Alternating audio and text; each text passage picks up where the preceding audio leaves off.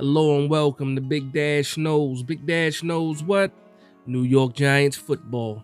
Let's go. Today's video, I want to talk about my top positional battles going into training camp. But before we get into that, I want to say a couple of things. I want to say shout out to everybody. The channel is growing. Shout out to the day one people for sure for hanging in there, vibing with me, helping this channel to grow. Shout out to the new subscribers as well.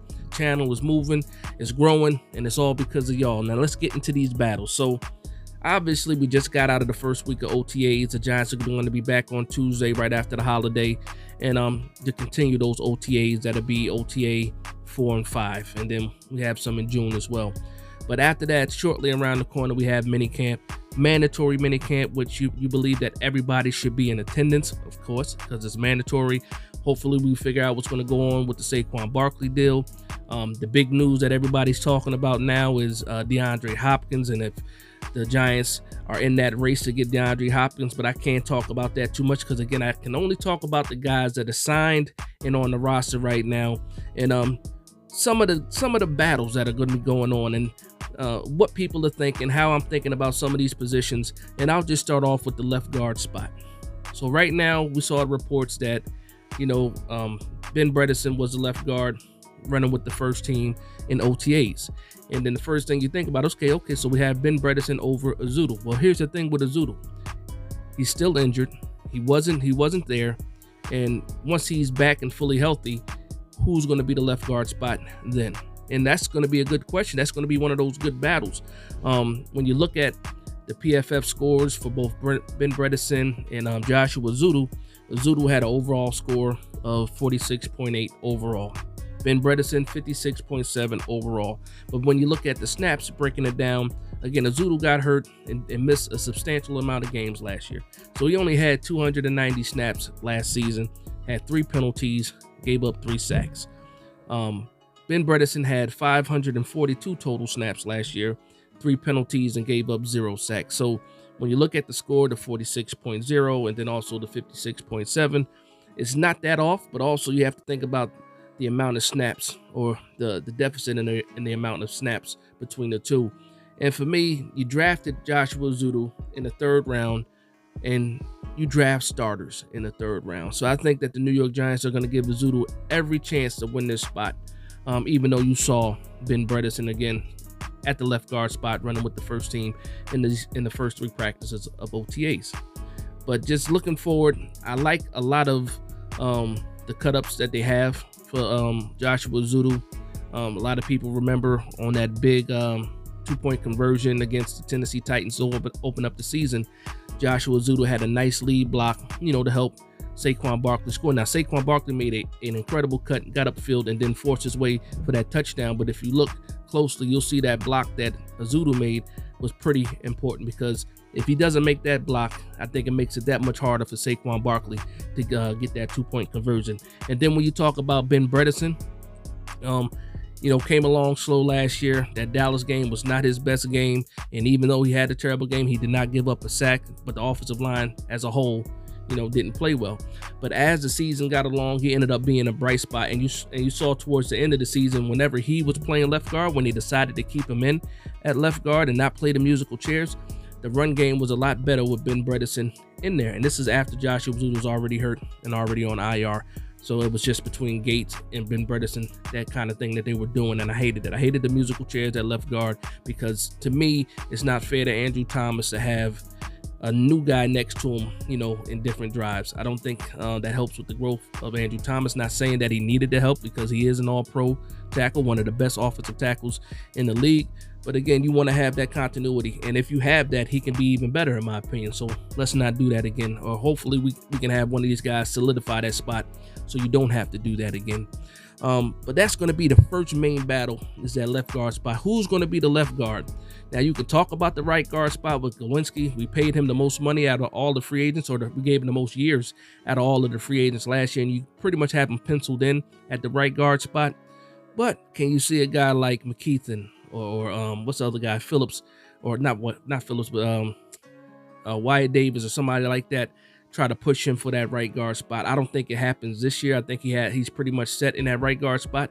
But who's to say if McKeithen doesn't have a strong showing, he can't push for that right guard spot as well. So that's going to be my first, the first positional battle that I'm looking at, going towards training camp. Next is going to be the safety spot. Who's going to be playing next to Xavier McKinney?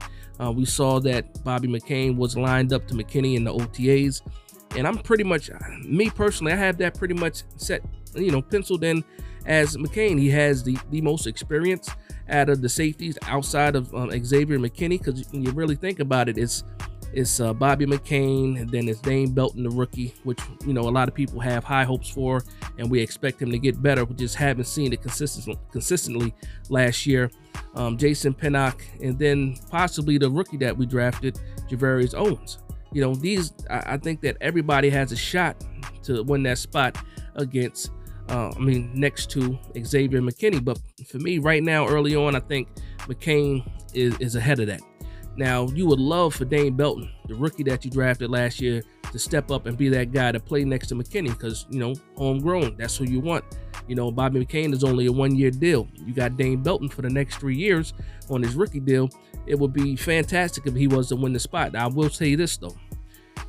Whoever is playing next to McKinney earned it. So that's another spot where you're kind of anticipating to see something, but you're also hoping that you see a jump from a guy like Dane Belton. But right now, today, for me, I have it as Bobby McCain being right next to Xavier McKinney. Now, there's also some free agents out there that you can possibly go after. Also some trades that you can possibly go after. I believe Byard just got released. People were talking about possible trades with Arizona Cardinals for Budda Baker. So, again, we're still far away from actual training camp, so we get to see what happens. But right now, today, I see Bobby McCain, next to McKinney at the safety spot. Okay, so after that, it's going to be the slot cornerback. Now, a lot of people say Flott in the slot. It rhymes. It sounds good. It looks good. I think with Cordell Flott, we drafted him. He was 20 years old. He'll be 21 going into his second season.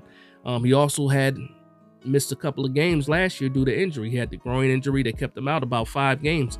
And you had that stretch where McKinney was out, Adoree Jackson was out, and also Cordell Flott was out. And Wink Martindale is there with duct tape and super glue trying to piece together the secondary, and they didn't do that bad. I can say they didn't do that bad, but who's to say if you had Adoree Jackson, if you had McKinney in that stretch where you had certain games that we lost, if those guys help and some of those losses that we had in that stretch become victories, because McKinney, who's borderline a Pro Bowler, and then Adoree Jackson, who is a Pro Bowl talent, if those guys are on the field, it absolutely helps us in those close games. And I'm like, yeah, it makes sense to me. It makes sense to me. But as far as that battle for the slot position, I believe it's between Cordell Flott and possibly Darnay Holmes. Now, the thing about the Darnay Holmes situation is he's up to make about $2 million. The dead cap on his contract is only about $100 and something thousand, which means if you were to cut Darnay Holmes, or cut him at the 53, you're saving $2 million. And who's to say that you can't go back if it's really a position of, as far as depth that's needed, who's to say you can't try and re-sign Darnay Holmes at a better price, for the New York Giants. But I just want to talk about the battle alone, and I think it's Cordell Flott versus Darnay Holmes for the slot position. Now, you might say Aaron Robinson, but we don't know how he's going to be coming back from injury.